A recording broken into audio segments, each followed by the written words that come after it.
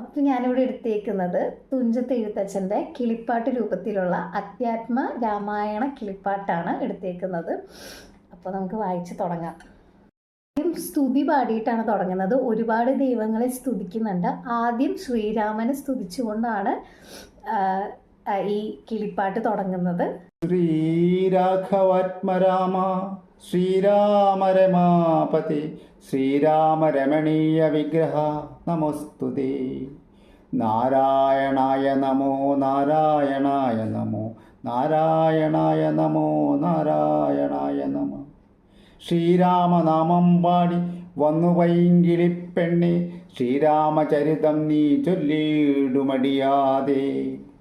അപ്പോൾ എന്താ പറയണതെന്ന് വെച്ചാൽ ശ്രീരാമനെ സ്തുതിക്കുകയാണ്. അപ്പോൾ തുഞ്ചത്ത് എഴുത്തച്ഛൻ പറയുകയാണ് കിളിപ്പെണ്ണ്, അതായത് ഒരു കിളിപ്പാട്ട് പോലെയാണല്ലോ ഇത് അവതരിപ്പിക്കുന്നത്. അതുകൊണ്ട് കിളിപ്പെണ്ണ് എങ്ങനെയാണോ ഈ പാട്ട്